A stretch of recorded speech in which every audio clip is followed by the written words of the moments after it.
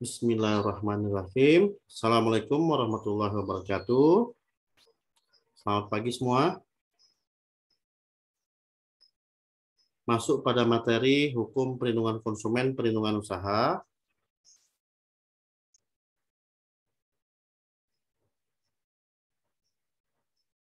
Ada beberapa referensi buku yang saya pakai dalam mata kuliah ini. Ada bukunya Celina Trisiwi Kristianti, ada bukunya Mustafa Kamarokan, Suyut Margono, dan Zulham ya.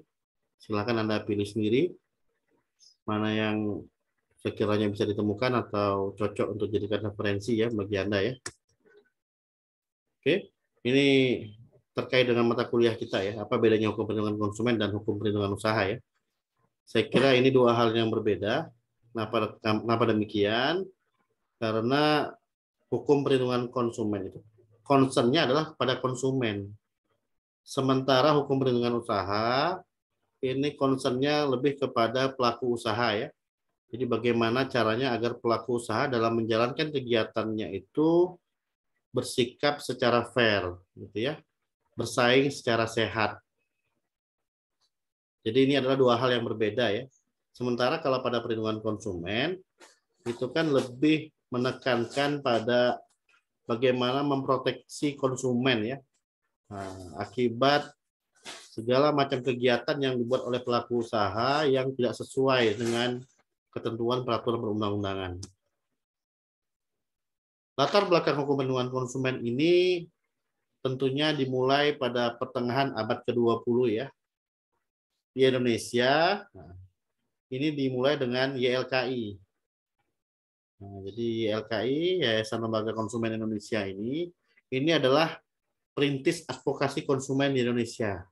Berdiri pada tanggal 11 Mei 1973, mendahului daripada resolusi Dewan Ekonomi dan Sosial PBB. ECOSOC nomor 2111 tahun 1978 tentang perlindungan konsumen.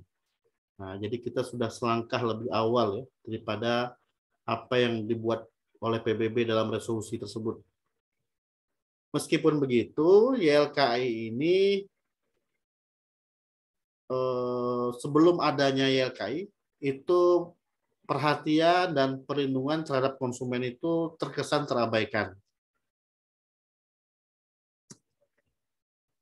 Sejarah gerakan perlindungan konsumen itu dapat dibagi dalam beberapa tahapan. Nah, di Amerika sendiri, tahapan pertama itu pada 1881 sampai 1914. Ini akibat munculnya sebuah karya novel ya dari Upton Sinclair berjudul The Jungle yang menggambarkan cara kerja pabrik pengolahan daging di Amerika Serikat yang sangat tidak memenuhi syarat-syarat kesehatan. Nah, karena dalam prosedur pengolahan daging kan ya kalau di dalam perspektif agama Islam sendiri ya kan tidak bisa hanya menyembelih saja ya, tapi tetap menyembelih itu kan juga harus dengan membaca basmalah ya, agar daging itu kan dapat dikategorikan halal. Halal dari segi cara perolehan ya, karena kalau dari segi zat ya tergantung daripada dagingnya sendiri ya. Selanjutnya tahapan 2 ini muncul akibat ya buku lagi ya, sebelumnya novel, ini buku yang berjudul Your Money's Worth, karya Cash and Sting. Karya ini mampu menggugah konsumen atas hak-hak mereka dalam jual beli. Muncul slogan pada masa itu, fair deal, best buy. Nah, itu ya. Jadi kesepakatan yang baik adalah pembelian yang baik. Tahapan 3 muncul pada 1950 sampai 1960. Sudah ada muncul keinginan untuk mempersatukan gerakan perlindungan konsumen dalam lingkup internasional. Dan pada 1 April 1960 berdirilah International Organization of Consumer Union. Semula organisasi ini berpusat di di Den Haag maksudnya, Belanda, lalu pindah ke London, Inggris pada 1993. 2 tahun kemudian IOCU ini mengubah namanya menjadi CI ya, Konsumen Internasional. Dan tahapan keempat pasca 1965 ini adalah masa pemantapan gerakan perlindungan konsumen baik di tingkat regional maupun internasional.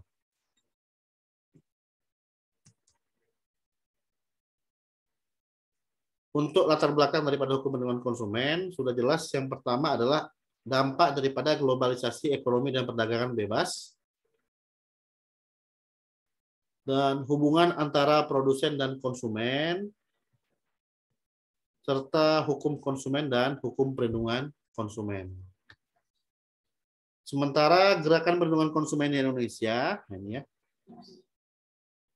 sudah jelas ini dilihat dari sejarahnya, dimulai oleh YLKI ya, Yayasan Lembaga Konsumen Indonesia, yang mana setelah YLKI ini eksis ya, muncullah yang lain ya, ada LP2K, Lembaga Pembinaan dan Perlindungan Konsumen, gitu ya. Dia juga sudah tergabung dalam CI ya, Consumer International. Baik, demikian materi yang dapat saya sampaikan pada pertemuan kali ini. Tugas Anda adalah coba Anda inventarisir ya, bagaimana sejarah maupun latar belakang yang melahirkan hukum perlindungan konsumen gitu ya. Baik itu pada skala internasional maupun dia mengerucut ke Indonesia gitu ya. Sehingga Anda mengetahui ya apa sih hal ihwal yang melatar belakangi munculnya hukum perlindungan konsumen dan kenapa itu menjadi penting. Saya kira itu saja yang dapat saya sampaikan pada pertemuan kali ini. Lebih dan kurangnya saya mohon maaf. Wabillahi taufiq. Assalamualaikum warahmatullahi wabarakatuh. Selamat siang, selamat istirahat.